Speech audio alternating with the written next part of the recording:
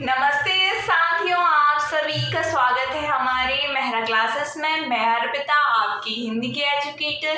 कैसे हैं आप सभी? मैं आशा करती हूँ आप सभी स्वस्थ होंगे और आपकी पढ़ाई भी अच्छी चल रही होगी। तो देखिए, आप जानते हैं हम तैयारी कर रहे हैं हमारे एमपी असिस्टेंट प्रोफेसर 2026 की। तो वो भी किस विषय की? हिंदी साहित्य की। और इसमें हमने कर ली है 3 यूनिट हमारी पूरी हो चुकी हैं और चौथी यूनिट अभी चल रही है, जिसका नाम क्या है? भक्ति काल। ठीक है, भक्ति काल हमारी चल रही है। तो देखो, अभी आप जल्दी जुड़ जाइए, देखो, क्योंकि अभी हमारी 3 ही यूनिट कंप्लीट हुई। अगर आप लेट से जुड़ते हैं तो आप पर बहुत बोझ पड़ जाएगा क्लासों का, तो और वो भी करना है और आपको अपनी सेल्फ स्टडी भी करनी है, तो आपको अपने लिए समय भी निकालना पड़ेगा। इसलिए अभी जुड़िए, जल्द से जल्द, देरी मत कीजिए। तो देखिए, हम आपके लिए क्या दे रहे हैं? हम आपके लिए सुविधा दे रहे हैं फुल कोर्स की। वो किसकी सहायता से? एमसीक्यूज की सहायता से, और आपको पीवाईक्यू मिलेंगे ढेर सारे।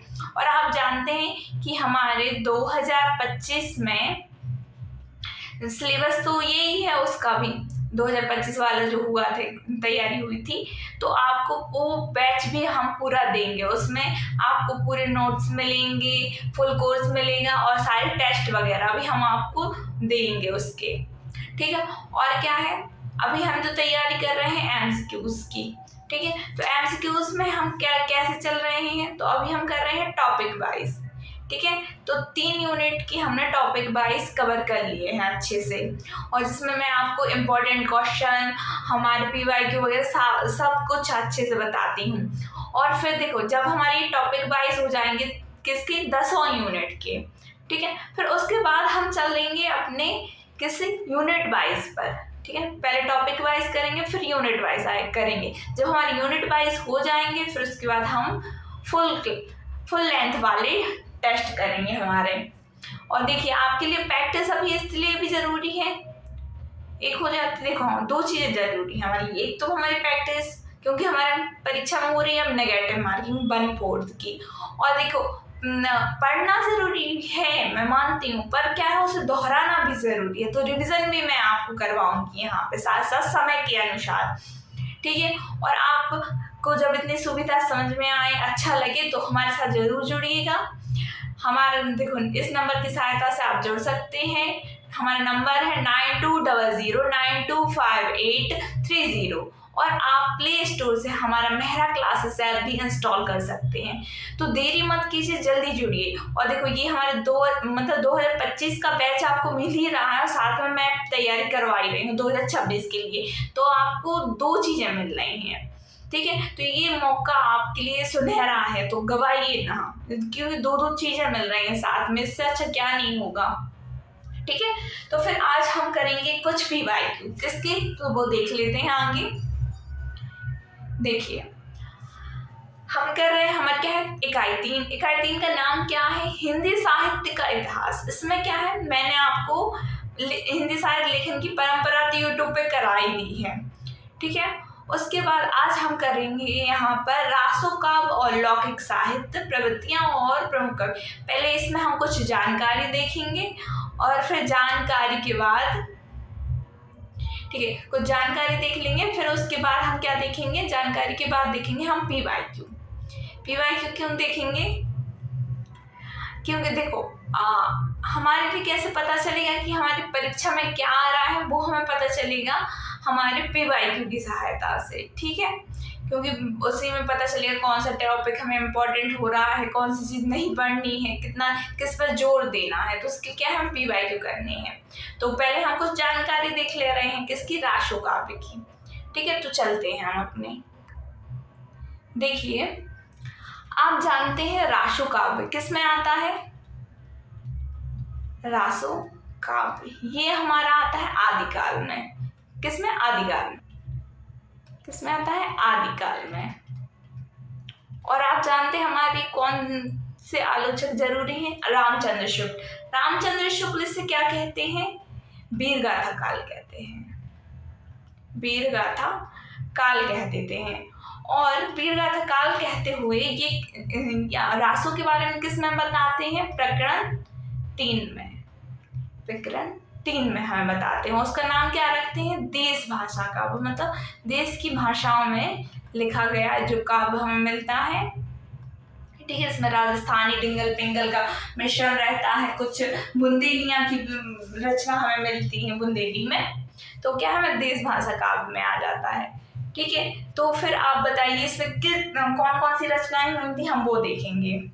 ठीक है, तो देखिए हमें राशु काव्य के अंदर कितनी रचनाएं देखने को मिलती हैं। तो देखिए सबसे पहले हमें मिलती है दलपति विजय की। किसकी? दलपति विजय की। कौन सी रचना देखने मिलती है इनकी? हमें मिलती है इनकी खुमान राशो। कौन सी? खुमान राशो। ठीक है, ये हमें मिल जाती है। इसका समय क्या होता है? 9वीं सदी का मिलता है। ठीक है, फिर उसके बाद हम आते हैं नरपति नाल पर। नरपति नाल ये कौन सी रचना लिखते हैं? ये रचना लिखते हैं बिसलदेव राशो। बिसलदेव राशो। ठीक है, अब राशु क्या है? इसमें हमें क्या वीर गाथाएं जो हमारे राजा हैं उनके बारे में देखने को मिलता है, कौन सी युद्ध किए, उनकी वीरता का पराक्रमता का वर्णन मिलता है। देखिए, और ये बिसलदेव राशु है, इसमें हमें 2 सन मिल जाते हैं। एक तो 1212, मतलब जो इसका दोहा मिलता है आपको आचार्य रामचंद्र शुक्ल की पुस्तक में मिलेगा, तो वहाँ पे क्लियर नहीं हो पाया कि 1212 है कि 1272 है, तो ये दोनों आप देख लीजिएगा। ठीक है, इसमें हमें कौन कौन मिल जाती है रानी राजा के रूप में? राजमती और उनका विशालदेव का नाम क्या था? विग्रहराज चतुर्थ, तो वो अभी हम आगे देख लेंगे कुछ उसकी जानकारी। ठीक है, और तीसरे पे आए, तीसरे में हमें क्या मिल जाती है? चंद्रवरदाई की। किसकी? हमारी चंद्रवरदाई जी की। माफ कीजिएगा, थोड़ा अच्छे से लिख दूं मैं यहाँ पर। किसकी? चंद्रवरदाई जी की। किसकी? चंद्रवरदाई जी की। कौन सी मिलती है हमें? पृथ्वीराज राशो। ये सभी को अच्छे से पता होगा इसके बारे में तो। ठीक है, इसमें हमें कितने 69 समय मिलते हैं। ये हमारे लिए कुछ जाना महत्वपूर्ण हुआ। ठीक है, और फिर देखेंगे हम चौथी, तो चौथे पे हमें क्या मिल जाती है? हमारे लिए मिल जाती है इसमें अगर क्रम से देखें तो हमें यहाँ भट्ट केदार की कौन सी रचना मिलती है? जयचंद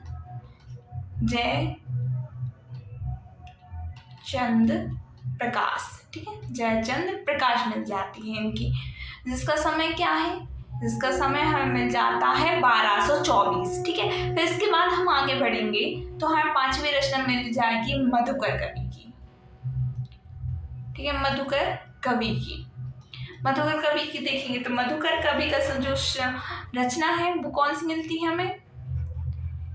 जयमयंक जस चंद्रिका।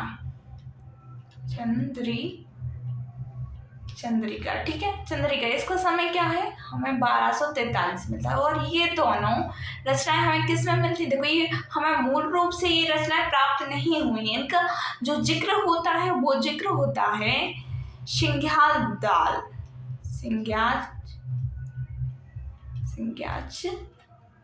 दयाल दास कृत। इनकी कौन सी रचना है? राठौरारिख्यात। इसमें इनका हमें वर्णन मिलता है। तो ये रचना आपको अच्छे से याद रखनी है। इसको देखो, मैं थोड़ा अलग कलर से कर देती हूँ। ये क्योंकि आपसे पूछा जा सकता है कि ये जो जयचंद्र प्रकाश या जयमयंक जस चंद्रिका है, इसका वर्णन किस पुस्तक में हमें मिलता है? तो क्योंकि ये देखो, हम पढ़ रहे हैं किसके? रामचंद्र शुक्ल के अनुसार अधिकतर हम देख रहे हैं, क्योंकि आप जानते हैं कि वहीं से जाना हमें प्रश्न मिलते हैं, तो उस पुस्तक में हमें ये दिया हुआ है, तो ये जानकारी याद हो जानी चाहिए। ठीक है, फिर इसके बाद हम देखेंगे हमारे छठवीं। तो छठवीं आप सभी जानते होंगे जगनिक जी की। ठीक है, किसको? जगनिक ने क्या लिखी? परमाल राशो। इसमें एक खंड मिलता है जो है आला खंड। ठीक है, इसका इस राशो का एक खंड है आला खंड, वो हमें बुंदेली में मिलता है। बुंदेली उसकी बोली है, उसमें आला और उदल की कहानियां वर्णित वीरता का। ठीक है, आगे बढ़े। तो देखिए 7वें पे हम चलते हैं तो वहाँ सारंगधर की आ जाती है। किसकी? सारंगधर। सारंगधर की रचना क्या हो जाती है? हमीर राशो। हमीर राशो, ठीक है। इसका समय हो जाता है 14वीं सदी का अंत। 14वीं का अंत, ठीक है। और फिर 8वां हम देखेंगे श्रीधर की। श्रीधर की रचना का नाम क्या है? रणमल छंद। रणमल छंद, ठीक है। इसका समय क्या है? देखो आपके लिए ये PYQ आया था, 1454 इसका समय है। ये PYQ में पूछा गया था कि श्रीधर की रचना कौन सी है, तो वो था रणमल छंद। तो ये आप याद रखिए कि ये हमारा क्या है? PYQ है MP का, शायद कि 2024 में पूछा गया था, ठीक है। मैं आपको क्लियर करके बता रही हूँ सब, ठीक है। फिर इसके बाद एक और रचना बचती है हमारी 9वीं रचना, वो यहाँ लिख देंगे हम। क्या है उसकी रचना का नाम? नल सिंह की। नल सिंह की कौन सी है? विजयपाल राशो।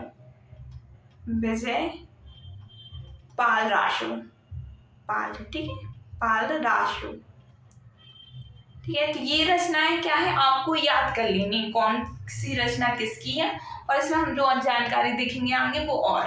तो ये क्यों ये पूछ लिया जाता है ना कौन सी रचना किसकी है, तो मामूली क्वेश्चन है, क्यों? जैसे मैंने PYQ आपको ये बता ही दिया है, श्रीधर के बारे में पूछा गया था, ठीक है। ऐसे और भी सभी के बारे में पूछ सकते हैं, ठीक है। तो आगे बढ़े, हम अपना PYQ देखेंगे। पहला, ये हमारा PYQ कब का है? देखिए ये हमारा पहला प्रश्न है जो ये आया था किसमें? हमारे MP असिस्टेंट प्रोफेसर 2024 के में।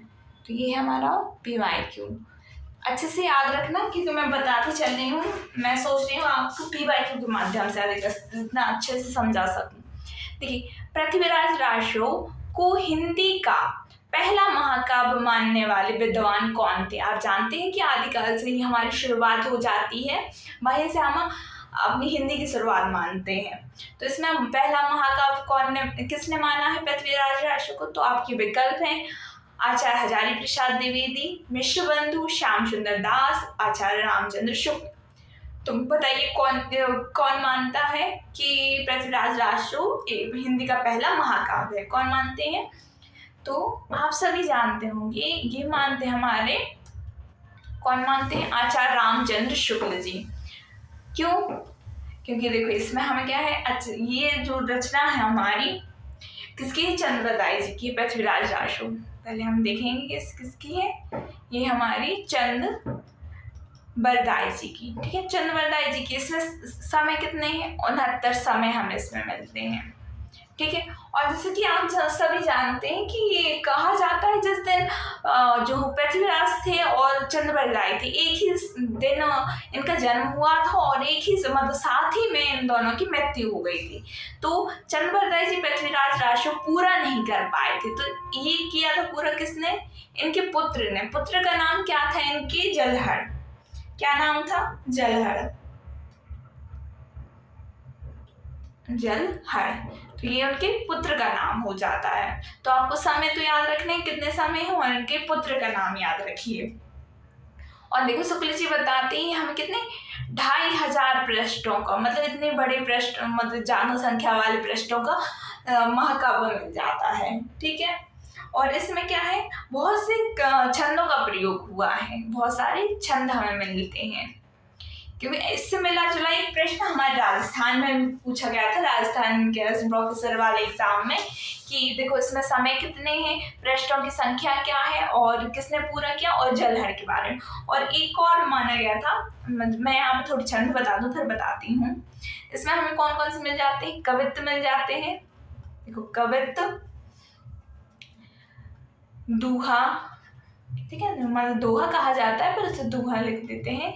जो हमारे प्राचीन काल के, अब जैसे हम शुक्ल जी का पुस्तक भी पढ़ते हैं तो आपको जानते हो 1929 में लिखा था। आज हम किस समय में 2026 में चल रहे हैं, तो कम से कम हमारे 3 साल बाद ही इसको 100 साल हो जाएंगे, ठीक है। इसलिए हमारे लिए थोड़ी जो इनकी भाषा पढ़ते हैं वो थोड़ी क्लिष्ट लगती है, पर वो इतनी क्लिष्ट है नहीं अगर आप एक दो बार अच्छे से पढ़ लेंगे तो। देखो हमारे लिए कितने छंद मिल जाते हैं, कवित, दोहा, ध्रुव, टोडक, ग्राहा और आर्य। तो देखिए इतने सारे छंद हमें मिल जाते हैं कि सब पृथ्वीराज रासो में। और 69 समय है, मैंने वो भी बताया। और देखिए इसमें क्या है, जो ये रचना है इसको शुक्ल जी अप्रामाणिक भी मानते हैं। क्या मानते हैं? अप्रामाणिक। अप्रामाणिक। अप्रामाणिक क्यों मानते हैं कि जो देखो इसकी जो समय वगैरह है ना, वो असली में जो हमारे पृथ्वीराज थे उन और वो घटनाएं उनकी में जो मेल नहीं खाती, जो हकीकत में थी और जो इसमें बताया गया है, इस आधार पर इसे वो अप्रामाणिक कह देते हैं। ठीक है। वहीं जो एक राजस्थान की एक और इनके साथ कश्मीरी कवि हुए हैं, इनकी पृथ्वीराज की सभा में कौन हुए? कश्मीरी कवि हुए। उनका नाम क्या था? जयानक। जयानक। इनका ग्रंथ मिलता है संस्कृत भाषा में। उसका नाम क्या है? पृथ्वीराज विजय। पृथ्वीराज विजय। तो क्या है, इसमें जो घटनाएं मानी गई है ना, वो एक हमें प्रामाणिक रूप से मानी गई हैं, इससे मेल खाती हैं जो हकीकत में हमारे पृथ्वीराज थे उनसे। और क्या है, अब जो इसको घटना इसमें मिलती नहीं हमारे पृथ्वीराज रासो में, तो इससे जो हमारे क्या है, गौरीशंकर हीराचंद ओझा हैं, यहाँ नाम लिख देती हूँ, गौरीशंकर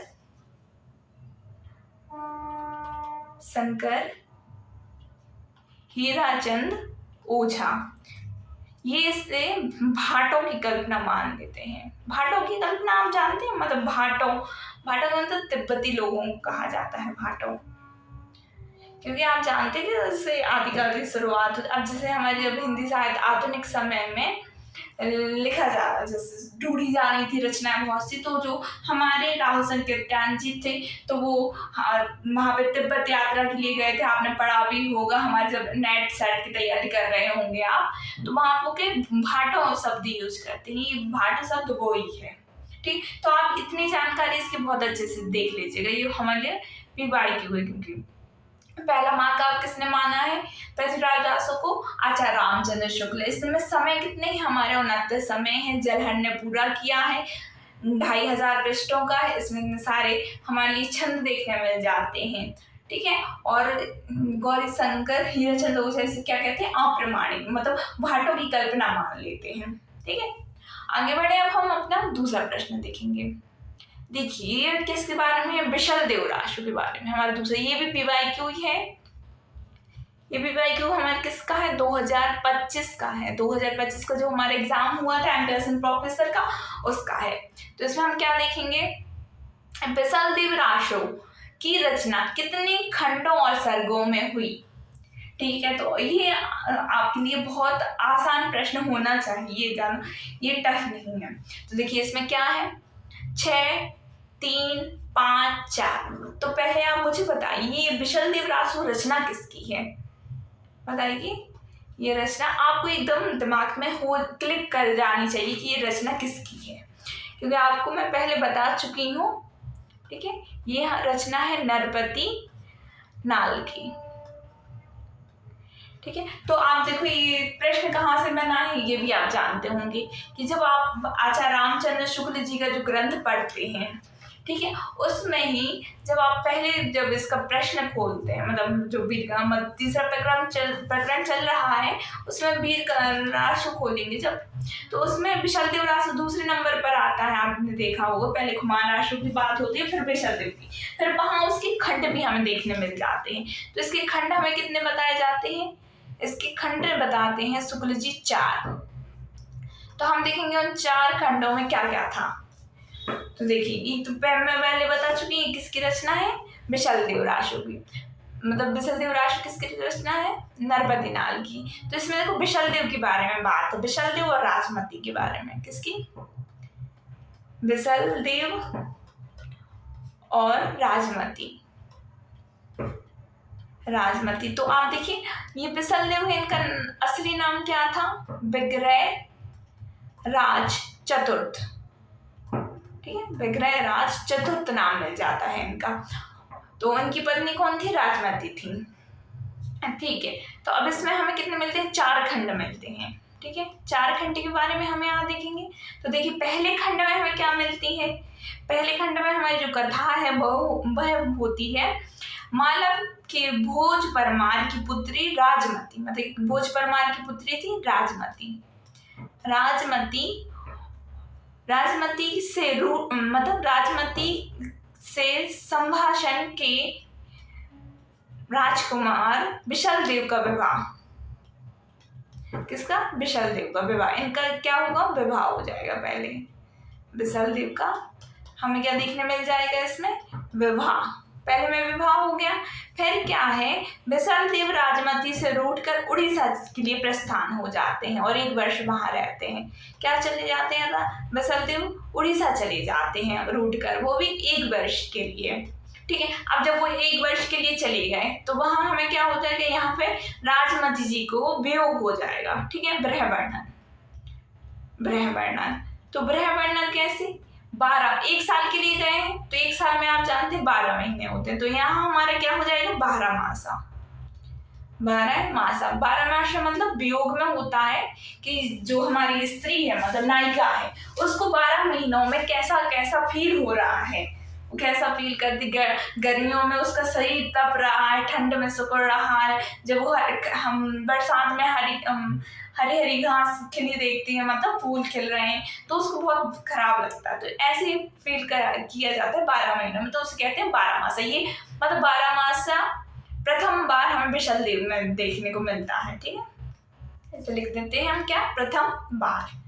तो आपको अच्छे से याद है। और फिर इसमें चौथा देखेंगे हम। चौथा पॉइंट क्या आ जाता है हमारा चौथे खंड में कि देखो अब फिर जब इसी में क्या है, तीसरे में विशाल देव है जो वो लौट कर आ जाते हैं।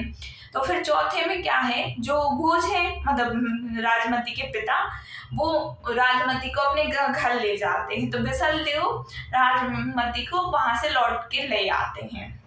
ठीक है, यहाँ से राजमती को चित्तौड़ से ले आते हैं। कहाँ से? चित्तौड़, मतलब चित्तौड़ ले आते हैं। चित्तौड़ ले आना। ठीक है, तो इतनी बातें आप बहुत अच्छे से याद रखिएगा इसमें, क्योंकि देखो 4 खंड है तो किसमें पूछी जाएगी, मतलब क्या घटना है। और हमारा 12 मासा मिलता है तो वो आपके लिए बहुत महत्वपूर्ण है क्योंकि ये पहली रचना है 12 मासा की। आगे बढ़ते हैं हम अपने तीसरे प्रश्न की ओर। ये भी हमारा क्या है? PYQ है। ये PYQ किसका है? ये भी हमारा 2025 का PYQ है, 2025 का। तो बताइए आलाखंड में अभी बता के आई हूँ, आलाखंड का संबंध किस राशि से है? तो बताइए किससे? पृथ्वीराज रासो से, कुमार रासो से है, परमाल रासो से या हमीर रासो से है? आप सभी जानते हैं कि हमारा जो आलाखंड है, आलाखंड हमें मिलता है किसमें? परमाल रासो में। परमाल रासो में मिलता है। इसके मतलब जो लेखक है वो कौन है? माफ कीजिएगा, थोड़ा मैं हाईलाइट की थी। हाँ, तो इसके जो लेखक है वो है जगनिक। कौन है? जगनिक। जगनिक ने क्या लिखा था? परमाल रासो। ठीक है, परमाल रासो लिखा था। तो इसका खंड है एक आलाखंड। ठीक है, तो ये है जगनिक जी का। ठीक है, तो इसमें क्या है? आलाखंड में 2 वीरों का वर्णन मिलता है हमें, आला और उदल का। आला और उदल का मतलब है कि वीर गीत, मतलब ये वीर मतलब में गाया जाता है, ये वीर गीत है, इनकी वीरता का वर्णन हुआ है और ये वीर गीत है। तो आलाखंड किसमें है? तो बुंदेली में। पर बुंदेली किस बोली में? क्योंकि ये भी आपका PYQ बन चुका है। ठीक है, किस बोली में है? ये बनाफावरी में। बनाफावरी, तो ये भी आप याद रखिएगा किस में है? बुंदेली के बनाफावरी में। ये हमारे लिए बहुत महत्वपूर्ण हो जाता है, याद रखिए आप इसे। ठीक है, आगे हम बढ़ते हैं। अब देखिए हमारा चौथा प्रश्न है यहाँ पे। चौथा ये हमारा क्या है? ये भी PYQ है। ये PYQ हमारा मिलता है हमारे लिए किसमें? 2024 वाले में। 2024 वाले इसमें क्या कहा जा रहा है? इसमें खुसरो के बारे में कहा जाता है, अमीर खुसरो। इन्होंने खड़ी बोली को प्रथम बार कविता में स्थान दिया। यही कारण है कि ये खड़ी बोली के आदि कवि कहे जाते हैं।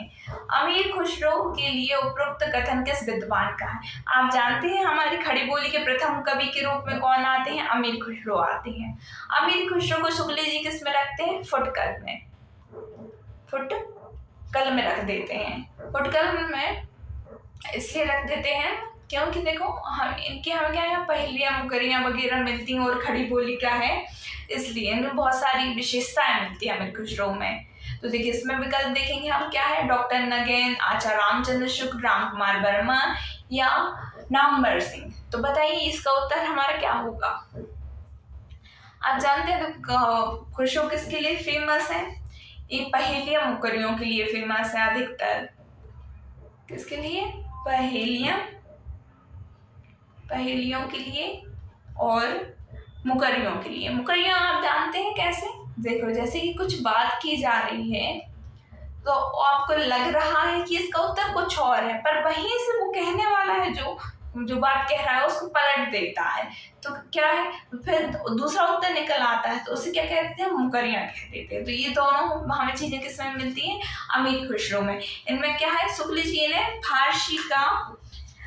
फारसी के बहुत अच्छे ग्रंथकार कवि बताते हैं, ठीक है, और बहुत सी विशेषताएं इनकी भाषा की मनोरंजन प्रधान थी, ये जो सब ये चीजें बताते हैं। तो इसका हमारा उत्तर, पर ये क्या है, ये हमारे राम कुमार वर्मा जी की पुस्तक से है। उनका है हिंदी साहित्य के आलोचनात्मक इतिहास, वहां से ये लिया गया है। ये हमारा PYQ था 2024 का। ठीक है, आगे बढ़े। अब देखिए ये हमें मिल जाता है, ये हमारे शुक्ल जी की पुस्तक से पूछा गया है।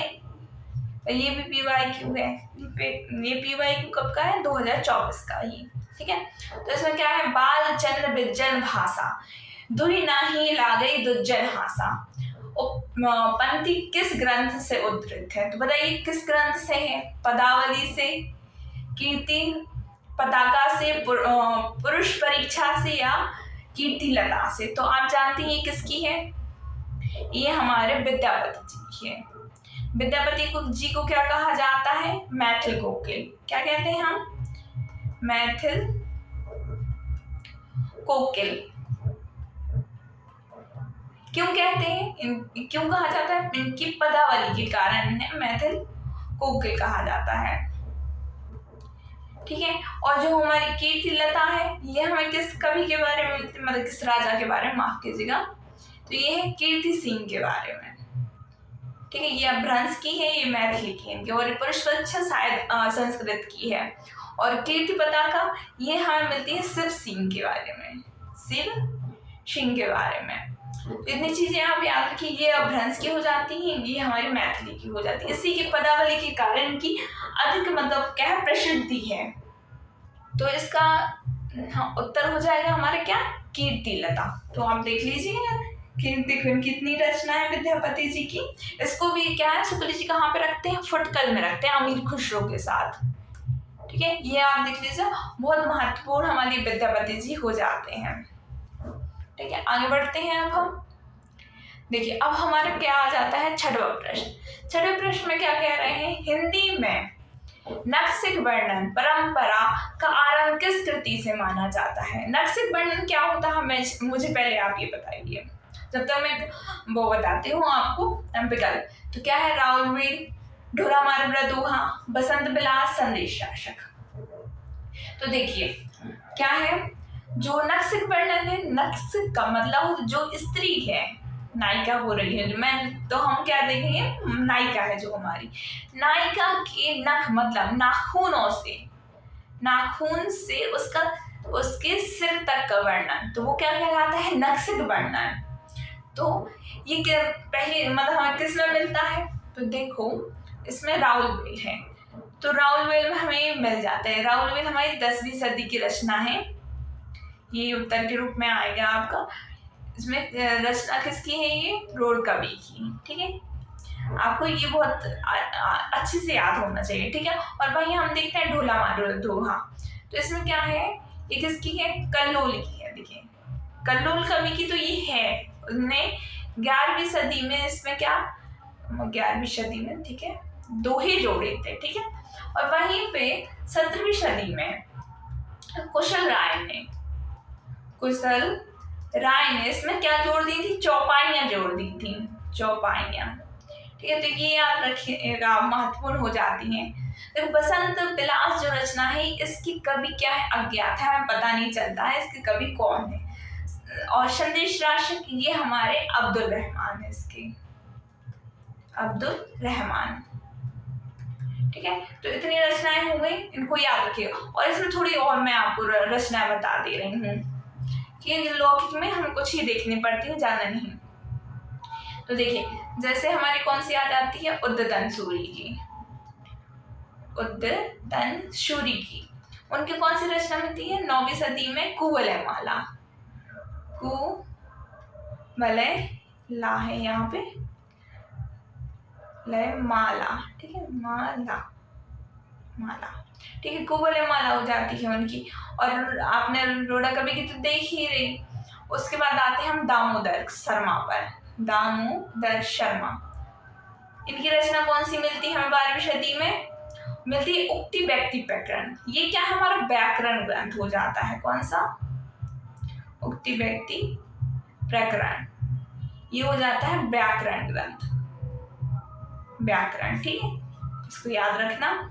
और क्या है, आप जानते होंगे ज्योतिश्वर ठाकुर की, ज्योतिश्वर ठाकुर की हमें क्या मिलती है, वर्ण रत्नाकर मिलती है, किसने, 14वीं सदी में वर्ण रत्नाकर। और इसी में क्या है, आप जानते होंगे कि हमारे लिए जो हमारे 84 सिद्ध हैं उनके नाम मिलते हैं, ठीक है। सर्वप्रथम तो ये हमारे महत्वपूर्ण हो जाती है। और ये क्या है, एक शब्दकोश है, क्योंकि आप देखो वर्ण से समझ ही जाएंगे कि ये क्या है, एक शब्दकोश है अगर पूछा जाए तो मैं आशा करती हूँ आपको सारे प्रश्न समझ में आए होंगे। अगर कुछ समझ में ना आया हो तो जरूर बताइएगा। और देखिए, तो यहाँ पे हम आपको एम्बेरसन प्रोफेसर की तैयारी करवाएंगे, वो भी मात्र कितने, 3,500 में, ठीक है, 3,500 रुपए में, ठीक है, बहुत कम आपकी फीस है। और जल्दी आप जुड़ सकते हैं हमारे इस नंबर के साथ, फुल कोर्स मिलेगा, MCQs मिलेंगे, PYQ मिलेंगे। और अगर आप चाहते हैं मैं आपको YouTube पर PYQ की सीरीज लेके आऊँगा, मतलब हमारे क्या है, टॉपिक वाइज, कि हमारे टॉपिक वाइज मतलब ऐसा लीजिए कि जितने हमारे 150 प्रश्न आ रहे हैं, तो इसमें हम देख लेंगे कौन सी यूनिट से हमारे कितने क्वेश्चन बन रहे हैं। तो उस हिसाब से हम जैसे चाहें तो पहले 2025 के देख सकते हैं, फिर 2024 के, बस क्रम लगा सकते हैं। तो अगर आपको ये सीरीज अगर अच्छी लगे तो आप जरूर कमेंट में बताइएगा कि आपको इसमें आगे प्रश्न चाहिए, तो मैं अच्छे से मतलब हमारे पहली यूनिट के साथ से चलेंगे, वहीं आपको पूरे 10 तक हम करवा देंगे, ठीक है। तो आज की कक्षा आपको कैसी लगी तो बताना, और जल्दी जुड़िए हमारे साथ मेहरा क्लासेस में, क्योंकि देखिए सीट भी लिमिटेड है और ये मौका कब आए हम ये नहीं कह सकते कि 2-3 साल बाद वैकेंसी हमें देखने को ना मिले। तो जल्दी जुड़िए। और देखो नेगेटिव मार्किंग है तो थोड़े बच के रहना, सावधान, तो प्रैक्टिस करिए बहुत उसके लिए, ठीक है। आज की कक्षा यहीं समाप्त करती हूँ मैं, धन्यवाद।